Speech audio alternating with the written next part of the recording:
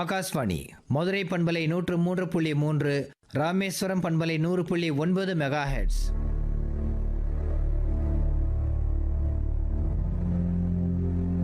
அறிவியல் மின்னல்.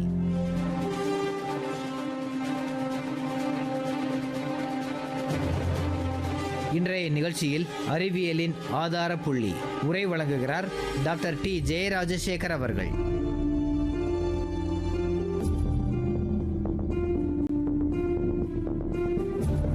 நாம் அறிவியலை எங்கே கற்றுக்கொள்கிறோம்?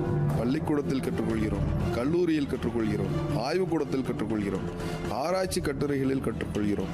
ஆனால் நம்முடைய முன்னோர்கள் அறிவியலை எங்கே கற்றார்கள்? அவர்களிடம் நவீன ஆய்வுக்கூடங்கள் இல்லை, அவர்களிடம் இன்றைய அளவிலான அறிவியல் கருவிகள் இல்லை, அவர்களிடம் நவீன மருத்துவமனைகள் இல்லை. ஆனால் அவர்களிடம் ஒன்று இருந்தது: இயற்கையை கவனிக்கும் கண்கள், வாழ்க்கையை ஆராயும் அனுபவம், தலைமுறைகளாக சேகரிக்கப்பட்ட அறிவு. அதனால்தான் நான் ஒரு விஷயத்தை சொல்ல விரும்புகிறேன். முன்னோர்கள் அறிவியல் படித்தவர்கள் அல்ல, ஆனால் அவர்கள் இயற்கையை படித்தவர்கள். அவர்கள் ஆய்வுக்கூடத்தில் ஆராய்ச்சி செய்யவில்லை, 1000 ஆண்டுகள் வாழ்க்கையை பார்த்தார்கள், ஆராய்ந்தார்கள். ஆனால் இங்கே ஒரு அழகான முக்கிய விஷயம் இருக்கிறது. நாம் முன்னோர்கள் செய்த அனைத்தையும் அறிவியல் என்று சொல்லிவிடக்கூடாது. அதேபோல் அவர்கள் செய்த அனைத்தையும் மூடநம்பிக்கை என்றும் சொல்லிவிடக்கூடாது. நாம் செய்ய வேண்டியது ஒன்றுதான்: ஆராய வேண்டும். ஆதாரம் இருந்தால் ஏற்றுக்கொள்ள வேண்டும், ஆதாரம் இல்லை என்றால் அதை நம்பிக்கையாக மட்டும் பார்க்க வேண்டும். ஆய்வு தேவைப்பட்டால் ஆய்வு செய்ய வேண்டும். அதுதான் உண்மையான அறிவியல் மனப்பான்மை. நம்முடைய வாழ்க்கையை ஒரு நாளின் தொடக்கத்திலிருந்து பார்ப்போம். நம்முடைய முன்னோர்கள் அதிகாலையில் எழுந்தார்கள். இன்று நாம் என்ன செய்கிறோம்? இரவு 11 மணி, 12 மணி, 1 மணி வரை செல்போனை பார்த்து கொண்டிருக்கிறோம். அலாரம் அடிக்கிறது, மீண்டும் 5 நிமிடம், மீண்டும் அலாரம், இன்னும் 5 நிமிடம். இந்த 5 நிமிடம் சில நேரங்களில் அரை மணி நேரம் ஆகிறது. ஆனால் நம்முடைய உடலுக்குள் ஒரு இயற்கையான கடிகாரம் இருக்கிறது. அதைத்தான் கர்காடியன் ரிதம் என்று அறிவியல் சொல்கிறது. நமது உடல் சூரிய ஒளியோடும் பகல் இரவின் சுழற்சியோடும் தொடர்புடையது. காலையில் வெளிச்சம் அதிகரிக்கும் போது நம் உடல் விழிப்புணர்வுக்கு தயாராகிறது. அதே நேரத்தில் கார்டிசோல் என்ற ஹார்மோன் இயற்கையாக அதிகரிக்கிறது. கார்டிசோல் என்றாலே பலர் பயப்படுகிறார்கள். அது ஸ்ட்ரெஸ் ஹார்மோன் அல்லவா? ஆம். ஆனால் அது வெறும் மன அழுத்த ஹார்மோன் மட்டும் அல்ல.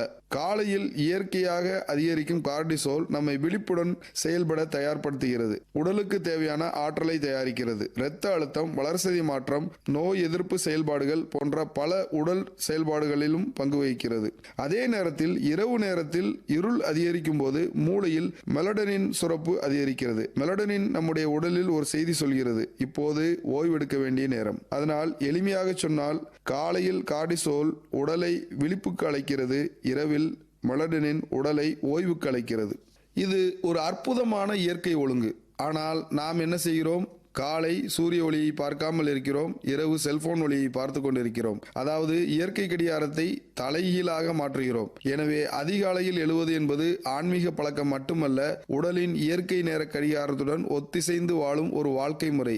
ஆனால் அதிலும் ஒரு அறிவியல் நேர்மை வேண்டும். அதிகாலை 4 மணிக்குத்தான் எழ வேண்டும், இல்லையென்றால் உடலுக்கு தீங்கு என்று எல்லோருக்கும் ஒரே விதியை சொல்ல முடியாது. முக்கியமானது போதுமான மற்றும் தரமான தூக்கம், சீரான நேர அட்டவணை, இயற்கை வெளிச்சத்தோடு ஒத்திசைவு. இதுதான் அறிவியல்.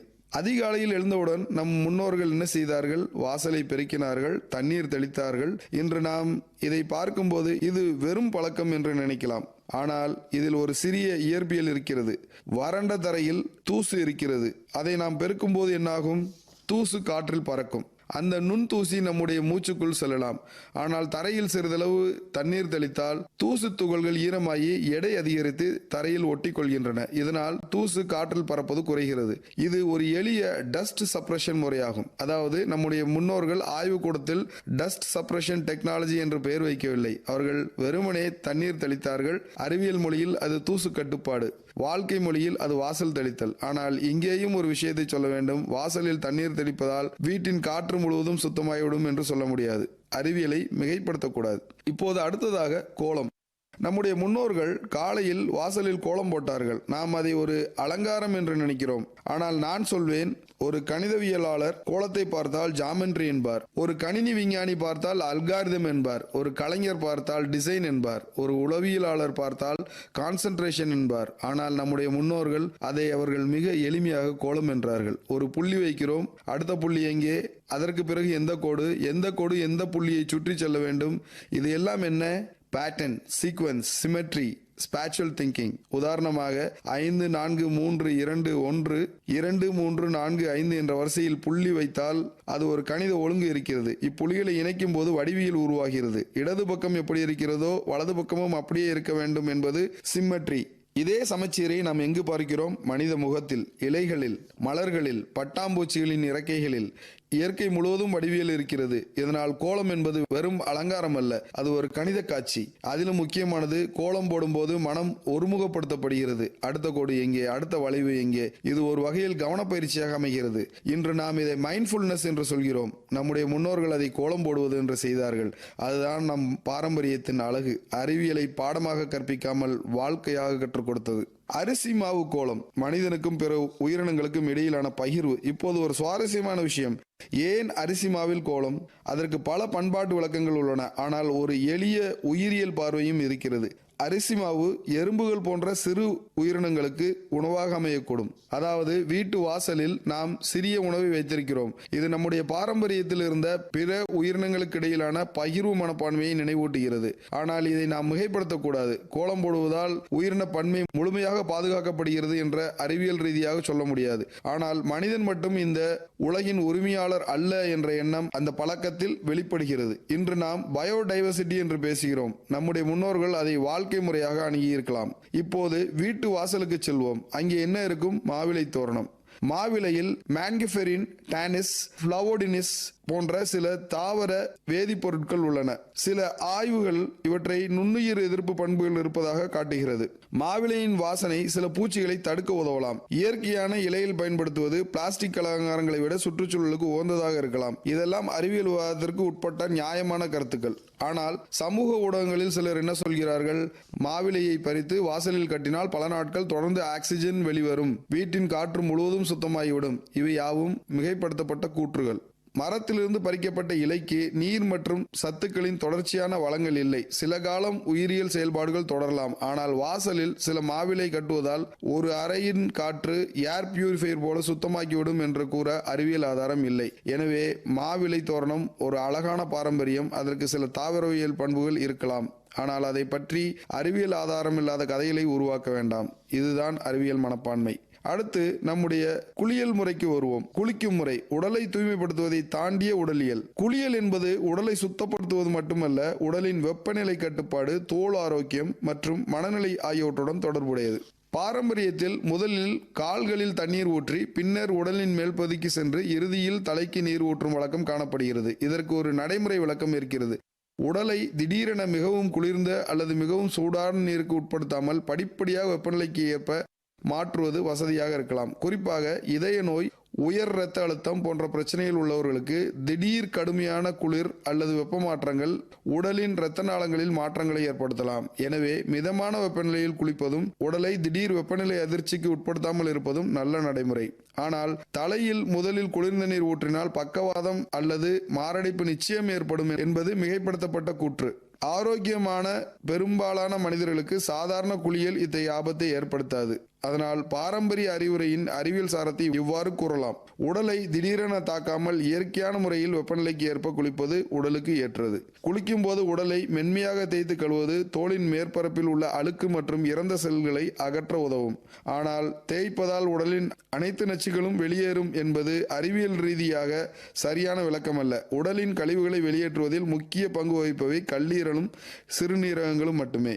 எண்ணெய் தேய்த்து குளித்தல் உடலை பராமரிக்கும் ஒரு பாரம்பரியம். நம்முடைய முன்னோர்கள் எண்ணெய் தேய்த்து குளித்தார்கள். அதை சிலர் சனி நீராடு என்று அழைத்தார்கள். எண்ணெய் தேய்த்து உடலை மசாஜ் செய்வதால் தோலின் ஈரப்பதத்தை பாதுகாக்க உதவும். மசாஜ் செய்வதால் தசைகளுக்கு ஓய்வு கிடைக்கலாம், மனதிற்கு ஒரு அமைதி கிடைக்கலாம்.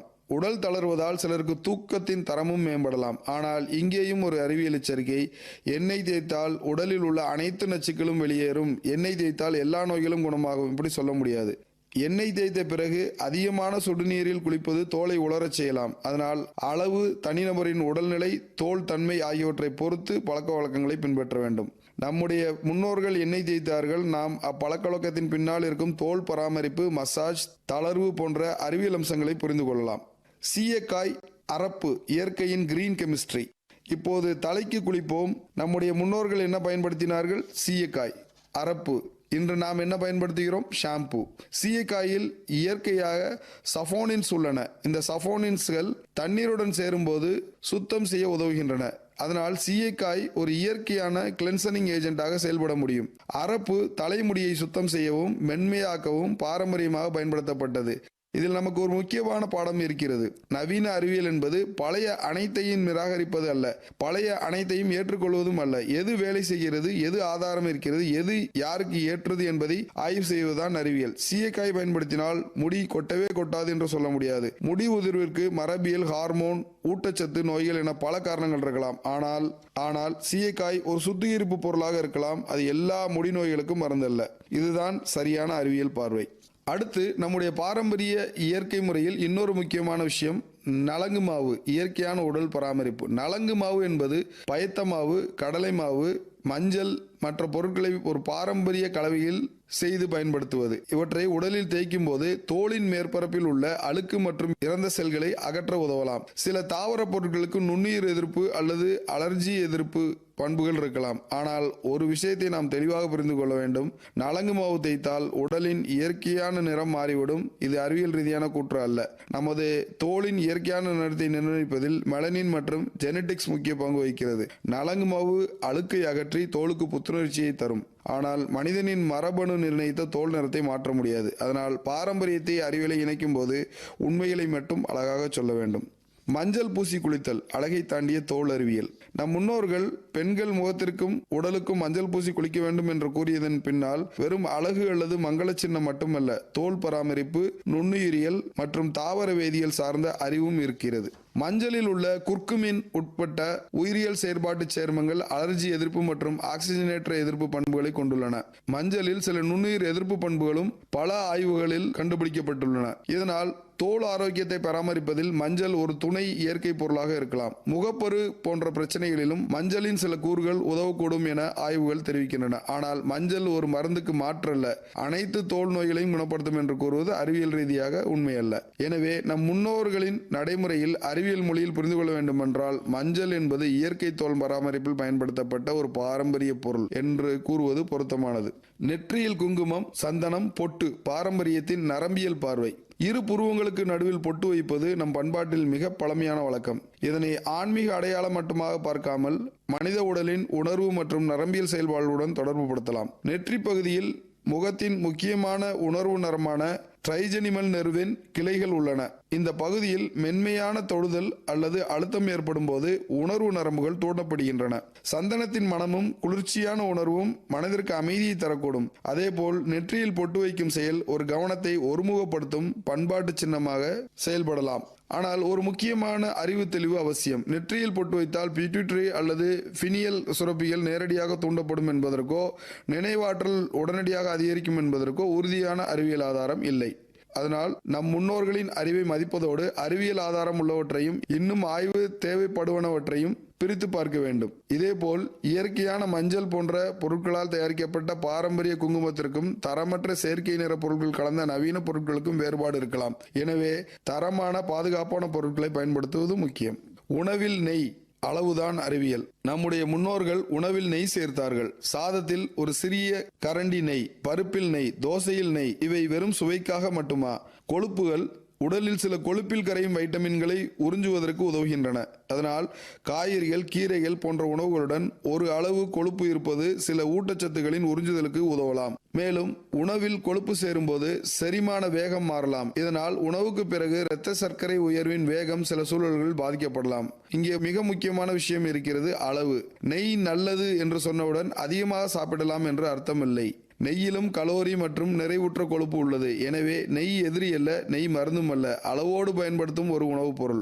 அதுதான் அறிவியல். அடுத்ததாக மண்பாண்ட சமையல், மெதுவான சமையலின் அறிவியல். இப்போது சமையல் பாத்திரத்தை பார்ப்போம். நம் முன்னோர்களில் எதை சமைத்தார்கள்? மண்பானையில். இன்று நாம் steel, aluminium, nonstick, pressure cooker. மண்பாண்டத்தில் ஒரு முக்கியமான தன்மை இருக்கிறது.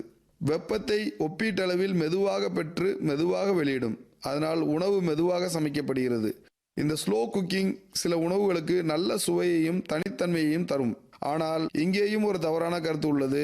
மண்பானையில் சமைத்தால் உணவில் உள்ள அனைத்து ஊட்டச்சத்துகளும் 100% பாதுகாக்கப்படும். இது சரியான கூற்று அல்ல. எந்த சமையல் முறையிலும் சில ஊட்டச்சத்துகள் வெப்பத்தால் குறையலாம். மண்பானை உணவின் அமிலத்தன்மையை முழுமையாக சமநிலைப்படுத்தும் என்று பொதுவாக சொல்ல முடியாது. முக்கியமாக மண்பாண்டத்தின் தரம் மிக முக்கியம். கிளாசைட், செராமிக் அல்லது அலங்கார பூச்சி கொண்ட பாத்திரங்களில் ஈயம் போன்ற பொருட்கள் இருந்தால் அவை உணவுடன் தொடர்பு கொள்ளும் அபாயம் இருக்கலாம். எனவே உணவுக்கு பாதுகாப்பான தரமான மண்பாண்டங்களை மட்டுமே பயன்படுத்த வேண்டும்.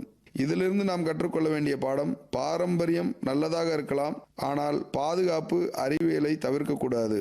நம் முன்னோர் வாழ்வியலில் மறைந்திருக்கும் உணவு உடல் சுகாதார அறிவியல். நம் முன்னோர்கள் கையில் நவீன கருவிகள் இல்லை, மைக்ரோஸ்கோப் இல்லை, எம்ஆர்ஐ இல்லை, சிடி ஸ்கேன் இல்லை, பயோகெமிஸ்ட்ரி லேபரட்டரி இல்லை. ஆனால் அவர்களிடம் இருந்தது கவனிப்பு, அனுபவம், தலைமுறையாக சேகரிக்கப்பட்ட அறிவு, இயற்கையோடு இணைந்த வாழ்வு. எனவே உணவே மருந்து என்ற பாரம்பரியத்தின் பின்னால் இருக்கும் அறிவியல் கொண்ட உணர்வுடன் இருந்தனர். நம் முன்னோர்கள் உணவை வெறும் பசியை தீர்க்கும் பொருளாக பார்க்கவில்லை, உணவை ஒரு உயிரியல் செயல்பாடாக பார்த்தார்கள். அதனால் தான் சாதம் மட்டுமல்ல, அதனுடன் காய்கறி, கீரை, மோர், தயிர், நெய், மிளகு, மஞ்சள், சீரகம், இஞ்சி, பூண்டு, புளி ஒவ்வொன்றுக்கும் தனித்தனி சுவைக்காக மட்டுமல்ல, அவை உடலின் உள்ள உயிர் வேதியியல் செயல்பாடுகளை ஏற்படுத்துகின்றன. உதாரணமாக மஞ்சளையும் மிளகையும் எடுத்துக்கொள்ளுங்கள். மஞ்சளில் உள்ள குர்குமின் என்ற சேர்மம் அலர்ஜி எதிர்ப்பு மற்றும் ஆன்டி ஆக்சிடென்ட் பண்புகளை கொண்டதாக ஆய்வுகள் காட்டுகின்றன. கருமிளகில் உள்ள பிப்ரைன், குர்குமின் உடலால் உறிஞ்சப்படுவதை அதிகரிக்கக்கூடும். இதனால் நம் முன்னோர்கள் மஞ்சள் மட்டும் என்று சொல்லவில்லை, மஞ்சள் பால் என்றால் மிளகு, ரசம் என்றால் மஞ்சள், மிளகு, சீரகம், இஞ்சி, பூண்டு. இது ஒரு சமையல் செய்முறை மட்டுமல்ல, இது ஒரு வகையான உணவு வேதியியல் கூட்டணி. இங்கே நாம் ஒரு விஷயத்தை மறக்கக்கூடாது. மஞ்சள் பிளஸ் மிளகு சாப்பிட்டால் புற்றுநோய் வராது என்ற அறிவியல் நிரூபிக்கவில்லை. அது புற்றுநோய்க்கு மருந்தும் அல்ல. ஆனால் இந்த உணவுகளில் உள்ள பயோ ஆக்டிவ் காம்பனன்ட்ஸ் உடலில் குறிப்பிட்ட உயிர் வேதியியல் விளைவுகளை ஏற்படுத்துகின்றன என்பதற்கு ஆய்வுகள் உள்ளன. தண்ணீர் மருந்தா, உணவா, உயிரின் அடிப்படையா? காலையில் எழுந்தவுடன் தண்ணீர் குடிப்பது நம் பாரம்பரியத்தில் இருந்தது. இதற்கு நல்ல உடலியல் காரணங்கள் உள்ளன. இரவு முழுவதும் தண்ணீர் குடிக்காமல் இருந்தால் லேசான டீஹைட்ரேஷன் இருக்கலாம். காலையில் தண்ணீர் குடிப்பது ஹைட்ரேஷனை மீட்டெடுக்க உதவுகிறது. சிலருக்கு பவுல் மொமெண்டை தூண்டவும் உதவலாம். ஆனால் இங்கேயும் ஒரு மிகப்பெரிய கற்பனை உள்ளது. காலையில் 1.5 லிட்டர் தண்ணீர் ஒரே நேரத்தில் குடிக்க வேண்டும் என்பது அறிவியல் விதி அல்ல. அதிக தண்ணீரை மிக வேகமாக குடிப்பது ஆபத்தாக இருக்கலாம். எனவே உடலின் தாகத்தை மதியுங்கள், சிறுநீரின் நிறத்தை கவனியுங்கள், சூழலுக்கு ஏற்ப தண்ணீர் குடியுங்கள். மற்றொரு பாரம்பரிய அறிவுரை, அமர்ந்து தண்ணீர் குடி. இதற்கு பின்னால் நிச்சயமாக நல்ல வாழ்க்கை முறை பயன்கள் இருக்கலாம். அமர்ந்து குடிப்பதால் நாம் மெதுவாக குடிப்போம், அவசரமாக கல்ப் செய்வது குறையும். உண்மையில் தண்ணீர் சிறுநீரகத்திற்கு செல்லும் வேகம் நின்று குடிப்பதா அல்லது அமர்ந்து குடிப்பதா என்பதில் தீர்மானிக்கப்படுகிறது. நின்று குடித்தால் சிறுநீரகம் சரியாக வடிகட்டாது என்பது ஆதாரமற்ற கூற்று. ஆனால் பாரம்பரிய அறிவுரையின் நல்ல சாரம் என்ன? அவசரப்படாமல் குடி. இதுதான். வாழை இலை ஒரு இயற்கை டைனிங் டெக்னாலஜி. திருமண விருந்துக்கு செல்கிறோம், நம் முன் வாழை இலை. அதில் உணவு, ஊறுகாய், உப்பு, இனிப்பு, பச்சடி, கூட்டு, பொரியல், சாதம், சாம்பார், ரசம், மோர். இது வெறும் உணவு பரிமாறும் முறை மட்டுமல்ல, இது ஒரு ஃபுட் ஆர்கிடெக்சர். வாழை இலை இயற்கையாக பயோடிகிரேடபிள். ஒரு முறை பயன்படுத்தலாம். சுத்தமான முறையில் பயன்படுத்தினால் ஹைஜீனிக்காக இருக்கலாம். ஆனால் இங்கேயும் ஒரு முக்கியமான உண்மை, இடமிருந்து வளமாக உணவு வைப்பது குறிப்பிட்ட டைஜஸ்டிவ் சீக்வன்ஸை அறிவியல் ரீதியாக நிரூபித்தது என்று கூற முடியாது. அதேபோல் இடது பக்கத்தில் இனிப்பு வைத்தால் நாம் குறைவாக சாப்பிடுவோம் என்பதும் உறுதியான அறிவியல் விதிவிலக்கல்ல. ஆனால் வாழை இலையில் உணவை வகைப்படுத்தி பரிமாறுவது ஒரு முக்கியமான போர்ஷன் அவேர்னஸை உருவாக்குகிறது. ஒவ்வொரு உணவையும் தனித்தனியாக பார்க்கிறோம், அதன் நிறத்தை பார்க்கிறோம், அதன் வாசனையை உணர்கிறோம், அதன் அளவை புரிந்து கொள்கிறோம். இது மைண்ட்ஃபுல் ஈட்டிங்க்கு உதவலாம். இதனால் நம் முன்னோர்கள் உருவாக்கிய உணவு முறையில் ஒரு அழகான தத்துவம் இருக்கிறது. உணவை விழுங்காதே, உணவை உணர். சம்மணமிட்டு சாப்பிடுதல் உடலுக்கும் மனதுக்கும் இடையேயான பாலம். தரையில் அமர்ந்து சாப்பிடும் பழக்கம் இன்று பல வீடுகளில் மறைந்து வருகிறது. ஆனால் அந்த முறையில் நல்ல அம்சங்கள் இருக்கின்றன. நாம் தரையில் அமரும் போது உடலை நிலைப்படுத்த வேண்டும், நிமிர்ந்து அமர வேண்டும். உணவை எடுக்கும் முன் சற்று வளைந்து மீண்டும் நிமிர வேண்டும். இதனால் உடல் இயக்கம் ஏற்படுகிறது. மேலும் உணவை மெதுவாக சாப்பிடும் பழக்கம் உருவாகலாம். ஆனால் சம்மணமிடுதல், அமர்தல், வேகஸ் நர்வ் நேரடியாக தூண்டப்பட்டு வயிறு நிறைந்த சிக்னல் உடனடியாக மூளைக்கு செல்கிறது என்பது வலுவான அறிவியல் ஆதாரத்துடன் நிரூபிக்கப்பட்ட கூற்று அல்ல. அதேபோல் தரையில் அமர்ந்தால் இதயத்தின் வேலைப்பளு குறையும் என்பது பொதுவான அறிவியல் விதி அல்ல. ஆனால் நாம் ஒரு விஷயத்தை மறக்கக்கூடாது. உணவு என்பது வெறும் வயிற்றின் செயல்பாடு அல்ல, அது மனதின் செயல்பாடும். நாம் அமைதியாக அமர்ந்து சாப்பிட்டால் நாம் மெதுவாக சாப்பிடுவோம், நன்றாக மெல்வோம், அளவோடு சாப்பிடுவோம், அதிகமாக சாப்பிடும் வாய்ப்பு குறையும். இது ஒரு மைண்ட்ஃபுல் ஈட்டிங். எனவே சமணமிட்டு சாப்பிடுவது கட்டாய அறிவியல் விதி அல்ல, ஆனால் நிதானமாக, நேராக, கவனத்துடன் சாப்பிடுவது அறிவியல் ரீதியாக நல்ல பழக்கம். சாப்பிட்டவுடன் குளிக்கக்கூடாது.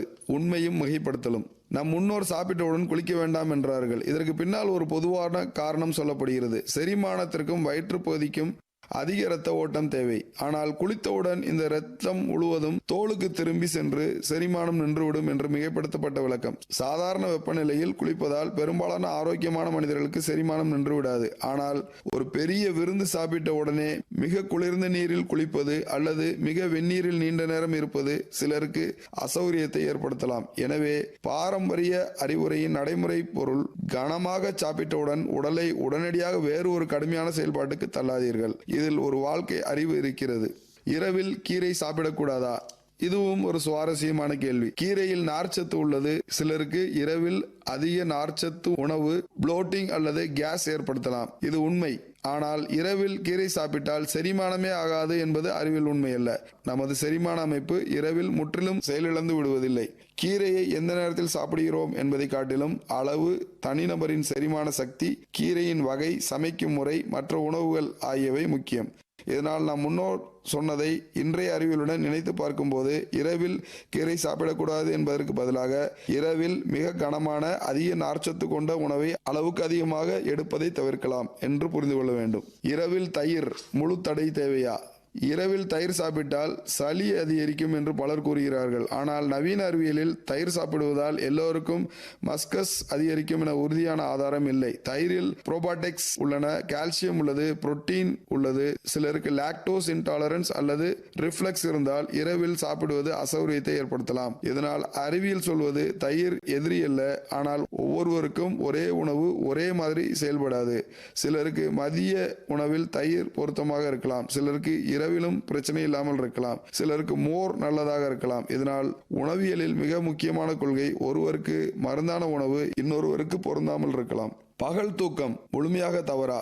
நம் முன்னோர் பகல் தூக்கத்தை தவிர்க்க சொன்னார்கள். அதன் பின்னால் ஒரு நல்ல காரணம் உள்ளது. நீண்ட நேரம் பகலில் தூங்கினால் இரவு தூக்கம் பாதிக்கப்படலாம். அது உண்மை. ஆனால் 15 முதல் 20 நிமிட பவர் நேப் சிலருக்கு விழிப்புணர்வு மற்றும் செயல்திறனை மேம்படுத்தலாம். எனவே பகலில் தூங்கவே கூடாது என்பது முழுமையான அறிவியல் விதியல்ல. அதற்கு பதிலாக பகலில் நீண்ட நேரம் தூங்காதே என்பதே அறிவியல் ரீதியான பொருத்தமான அறிவுரை. நம் முன்னோர் ஒரு சமூகத்திற்காக விதியை உருவாக்கினர். இன்றைய அறிவியல் தனிநபரை பார்க்கிறது. இதுதான் வித்தியாசம். இடப்பக்கமாக படுத்தல் ஒரு நல்ல உதாரணம். இப்போது உறக்க நிலைக்கு வருவோம். சிலருக்கு இடது பக்கமாக படுப்பது ஆசிட் ரிஃப்ளெக்ஸ் குறைக்க உதவுகிறது என்பதற்கு நல்ல மருத்துவ ஆதாரம் உள்ளது. குறிப்பாக GERD உள்ளவர்களுக்கு இது பயனுள்ளதாக இருக்கும். ஆனால் இடப்பக்கம் படுத்தால் எல்லோருக்கும் இதயத்தின் வேலைப்பளு குறையும் அல்லது உடலின் அனைத்து நச்சுக்களும் வெளியேறும் என்பதை உறுதியாக சொல்ல முடியாது. அதேபோல் கர்ப்ப காலத்தில் இடப்பக்கமாக மட்டும் படுக்க வேண்டும் என்பது எல்லா கர்ப்பிணிகளுக்கும் கட்டாய விதி அல்ல. முக்கியமாக முதுகில் நீண்ட நேரம் பிளாட்டாக படுப்பதை தவிர்ப்பது போன்ற அறிவுரைகள் கர்ப்பத்தின் குறிப்பிட்ட காலத்தில் மருத்துவ ரீதியாக வழங்கப்படலாம். ஆனால் பாரம்பரிய அறிவுரையை நாம் புரிந்து கொள்ளலாம். உடலுக்கு ஏற்ற உறக்க நிலையை தேர்ந்தெடு. இடது கையை ஊன்றி அமராதே. நம் முன்னோர் சில நேரங்களில் சொல்வார்கள், இப்படி அமராதே. ஏனென்று கேட்டால் அது நல்லதல்ல. அதற்கு பின்னால் சில உடல் கூறு காரணங்கள் இருக்கலாம். ஒரு பக்கமாக சாய்ந்து நீண்ட நேரம் அமர்ந்தால் முதுகு தண்டு பாதிக்கப்படலாம், தோள்பட்டை மற்றும் மணிக்கட்டில் அழுத்தம் ஏற்படலாம். ஆனால் அதை இடது கை ஊன்றினால் வறுமை வரும் என்று சொல்ல முடியாது. அந்த காலத்தில் உடல் நலத்தை பற்றிய அறிவுரையை மக்கள் மனதில் பதிய செய்ய வறுமை வரும் என்ற ஒரு சமூக எச்சரிக்கையை உருவாக்கி இருக்கலாம். இன்று நாம் அதை அறிவியல் மொழியில் சொன்னால் உடலை சமநிலையுடன் வைத்திரு. அதுதான். இரவில் நகம் வெட்டாதே. மூட நம்பிக்கையா? இன்று LED விளக்குகள் உள்ளன, நெயில் கட்டர் உள்ளது. அப்படி இருக்க இரவில் நகம் வெட்டக்கூடாது என்று ஏன் சொல்ல வேண்டும்? மின்சாரம் இல்லாத காலத்தில் இதற்கு மிகச் சிறந்த நடைமுறை காரணம் இருந்திருக்கலாம். குறைந்த வெளிச்சம், கூர்மையான கருவிகள், காயம் ஏற்படுத்தும் ஆபத்து, வெட்டப்பட்ட நகத்தை சுத்தம் செய்ய முடியாத நிலை. அதனால் அந்த காலத்தில் இரவில் நகம் வெட்டாதே. இன்று எப்போது வேண்டுமானாலும் வெட்டு, ஆனால் சுத்தமாகவும் பாதுகாப்பாகவும் அதனை செய். இது பாரம்பரிய அறிவுரையை நிராகரிப்பதல்ல, அதன் கால சூழலை புரிந்து கொள்வது. இப்போது இன்னொரு அழகான உதாரணம். வீட்டை இரவில் பெருக்கக்கூடாது. ஏன்? முன்னோர்கள் சொன்னார்கள், மகாலட்சுமி வீட்டை விட்டு போய்விடுவாள். ஆனால் அறிவியல் பார்வையில் பார்த்தால் மங்கலான வெளிச்சத்தில் சிறிய பொருட்கள் தொலைந்து போகலாம். நகைகள், நாணயங்கள், ஊசிகள், முக்கியமான பொருட்கள் மண் தரையில் தேல் அல்லது புறான் இருக்கலாம். தூசி எழுந்தால் சுவாச பிரச்சனை ஏற்படலாம். இவையெல்லாம் அந்த காலத்தில் உண்மையான காரணங்களாக இருந்திருக்கலாம். அதனால் மகாலட்சுமி வெளியேறுவாள் என்ற ஒரு கலாச்சார மொழி, அதன் நடைமுறை அறிவியல், இருட்டில் முக்கியமான பொருட்களை தொலைக்காதே, உன்னை ஆபத்தில் ஆழ்த்தாதே. இன்று மின்சாரம் இருக்கிறது, வேக்யூம் கிளீனர் இருக்கிறது. எனவே இரவில் வீட்டை பெருக்குவதால் அறிவியல் ரீதியாக எந்த தடை இல்லை. இதிலிருந்து நாம் ஒரு மிகப்பெரிய பாடத்தை கற்கிறோம். பாரம்பரியம் மாறக்கூடாது என்று சொல்லவில்லை, பாரம்பரியத்தின் பின்னால் இருந்த காரணத்தை மறக்காதே என்று சொல்கிறது. இறந்த வீட்டிற்கு சென்றுவிட்டு குளித்தல், தூய்மையின் பொது சுகாதார அறிவியல். இறந்த வீட்டிற்கு சென்று வந்தவுடன் குளிக்க வேண்டும் என்று நமது பாரம்பரிய நடைமுறை பல இடங்களில் தீட்டு என்ற கருத்தோடு இணைக்கப்படுகிறது. ஆனால் இதை வேறு கோணத்தில் பார்க்கலாம். மரணம் ஏற்பட்ட இடத்தில் மக்கள் அதிகமாக கூடுவர், பலருடன் நெருங்கிய தொடர்பு ஏற்படும். நோயாளியின் உடல்நிலை, இறப்புக்கான காரணம், சுற்றுச்சூழல், சுகாதாரம் போன்றவை வேறுபடலாம். எனவே வீட்டிற்கு வந்தவுடன் கைகளை கழுவுதல், ஆடைகளை மாற்றுதல், தேவையான போது குளித்தல் போன்றவை பொது சுகாதார ரீதியான நல்ல நடைமுறைகளாக இருக்கலாம். ஆனால் இங்கே ஒரு முக்கியமான அறிவியல் உண்மையை நாம் மறக்கக்கூடாது. இறந்தவர் ஒரு கொடிய தொற்றினால் மட்டும் இறந்திருப்பார் என்று கருதக்கூடாது. பெரும்பாலான இயற்கை மரணங்களில் இறந்தவரிடமிருந்து உயிருடன் இருப்பவர்களுக்கு உடனடியான ஆபத்தான தொற்று ஏற்படும் என்று கூற முடியாது. ஆனால் சில தொற்று நோய்களால் மரணம் ஏற்பட்டிருந்தால் குறிப்பிட்ட பாதுகாப்பு நடைமுறைகள் அவசியமாகலாம். எனவே நம் முன்னோர்கள் உருவாக்கிய குளியல் நடைமுறையை மருத்துவ ரீதியான சுத்திகரிப்பு அல்லது சமூக சுகாதார பழக்கம் என்ற கோணத்தில் புரிந்து கொள்வது மிக பொருத்தமானது. இப்போது ஒரு முக்கியமான முடிவுக்கு வருவோம். நம் முன்னோர்கள் சொன்ன ஒவ்வொரு கூற்றும் அறிவியல் அல்ல. அதேபோல் நம் முன்னோர்கள் சொன்ன ஒவ்வொன்றும் மூட நம்பிக்கையும் அல்ல. இரண்டிற்கும் இடையில் மிக பெரிய பகுதி உள்ளது. அந்த பகுதியை நாம் அழைக்கலாம் அனுபவ அறிவு. ஒரு தலைமுறை கவனித்தது, அடுத்த தலைமுறை இதை ஏற்றுக்கொண்டது, மூன்றாவது தலைமுறை அதை மாற்றியது, நான்காவது தலைமுறை அதற்கு ஒரு கதை உருவாக்கியது, ஐந்தாவது தலைமுறை அதை சடங்காக மாற்றியது, ஆறாவது தலைமுறை அதன் காரணத்தை மறந்துவிட்டது. பின்னர் நாம் கேட்கிறோம், இது ஏன்? அங்கேதான் அறிவியல் மீண்டும் பிறக்கிறது. அன்புடையீர், இன்று நாம் அதிகாலையில் எழுந்தோம், வாசலை தெளித்தோம், கோலம் போட்டோம், மாவிளை தோரணம் கட்டினோம், எண்ணெய் தேய்த்தோம், சீயக்காய் பயன்படுத்தினோம், நலங்கு மாவில் குளித்தோம், நெய்யுடன் உணவு உண்டோம், மண்பானையில் சமைத்தோம், மஞ்சளுடன் மிளகு சேர்த்தோம், சாப்பிடுவதற்கு முன் குளித்தோம், உணவை நிதானமாக உண்டோம், தரையில் அமர்ந்தோம், உணவை வாழை இலையில் பரிமாறினோம், காலையில் தண்ணீர் குடித்தோம், உறக்கத்திற்கு நேரம் வைத்தோம், இரவில் சில வேலைகளை தவிர்த்தோம். இவை அனைத்தும் ஒரே நாளில் உருவானவை அல்ல, பல நூற்றாண்டுகளாக நடந்த ஒரு சமூக ஆய்வின் முடிவுகள். ஆனால் இன்றைய தலைமுறைக்கு நமது கடமை என்ன? அதை அப்படியே கண்மூடித்தனமாக பின்பற்றுவது அல்ல, அதை முழுமையாக நிராகரிப்பதும் அல்ல, மாறாக அதை அறிவியல் ஆய்வுக்கு உட்படுத்த வேண்டும். இப்போது உங்களிடம் ஒரு கேள்வி கேட்க விரும்புகிறேன். இவை அனைத்தும் அறிவியலா? பதில்: சிலவற்றில் அறிவியல் இருக்கிறது, சிலவற்றில் பண்பாடு இருக்கிறது, சிலவற்றில் நம்பிக்கை இருக்கிறது, சிலவற்றில் இன்னும் ஆராய்ச்சி தேவைப்படுகிறது. அதுதான் உண்மை. நம்முடைய வீட்டு வாசல் ஒரு சிறிய ஆய்வுக்கூடமாக இருந்திருக்கலாம். கோலம் ஒரு கணித பாடமாக இருந்திருக்கலாம். வாசலில் தண்ணீர் தெளிப்பது ஒரு இயற்பியல் பாடமாக இருந்திருக்கலாம். அதிகாலை எழுவது உயிரியல் கடிகாரத்தோடு இணைந்த வாழ்க்கையாக இருந்திருக்கலாம். சீயக்காய் ஒரு இயற்கை வேதியியல் பாடமாக இருந்திருக்கலாம். மண்பானை ஒரு உணவு அறிவியல் பாடமாக இருந்திருக்கலாம். ஆனால் இவை அனைத்தையும் அறிவியல் என்று சொல்ல வேண்டும் என்றால் ஆதாரம் தேவை. எது உண்மை, எது பகுதி உண்மை, எது காலத்திற்கேற்ற நடைமுறை, எது மூட நம்பிக்கையாக மாறிவிட்டது, எது இன்னும் ஆராயப்பட வேண்டியது என்று கேட்க வேண்டும். அப்போதுதான் நாம் முக்கியமான உண்மையை புரிந்து கொள்வோம். அறிவியல் ஆய்வுக்கூடத்தில் மட்டும் பிறக்கவில்லை. சில அறிவியல் உண்மைகள் ஒரு விவசாயியின் வயலில் பிறந்திருக்கலாம், ஒரு பாட்டியின் சமையலறையில் பிறந்திருக்கலாம், ஒரு மண்பானையில் பிறந்திருக்கலாம், ஒரு வாழை இலையில் பரிமாறப்பட்டிருக்கலாம், ஒரு கிராமத்தின் கிணற்றடியில் சொல்லப்பட்டிருக்கலாம், ஒரு குழந்தைக்கு பாட்டி கொடுத்த மஞ்சள் பாலில் மறைந்திருக்கலாம், ஒரு தாய் சொன்ன மெதுவாக சாப்பிடு என்ற ஒரு வரியில் இருக்கலாம், ஒரு தந்தை சொன்ன இரவில் நகம் வெட்டாதே என்ற எச்சரிக்கையில் இருக்கலாம், ஒரு பெரியவர் சொன்ன அமர்ந்து தண்ணீர் குடி என்ற அறிவுரையில் இருக்கலாம். ஆனால் இந்த அறிவை நாம் மீண்டும் கண்டுபிடிக்க வேண்டும், நம்பிக்கையால் அல்ல, ஆராய்ச்சியால். அதனால்தான் நான் சொல்வேன், நம் முன்னோர்கள் அறிவியல் படிக்கவில்லை, ஆனால் அவர்கள் வாழ்க்கையை படித்தார்கள். நாம் வாழ்க்கையை படிப்பதோடு அவர்கள் விட்டு சென்ற அறிவையும் அறிவியலால் சோதிக்க வேண்டும். அதுவே உண்மையான பாரம்பரிய பாதுகாப்பு, அதுவே உண்மையான பகுத்தறிவு, அதுவே உண்மையான அறிவியல் மனப்பான்மை. நம் முன்னோர்களின் வாழ்க்கை ஒரு பழைய வரலாறு அல்ல, அது இன்னும் முழுமையாக படிக்கப்படாத ஒரு மிகப்பெரிய ஆய்வுக்கூடம். அந்த ஆய்வுக்கூடத்தின் பெயர் அறிவியலின் ஆதார புள்ளி.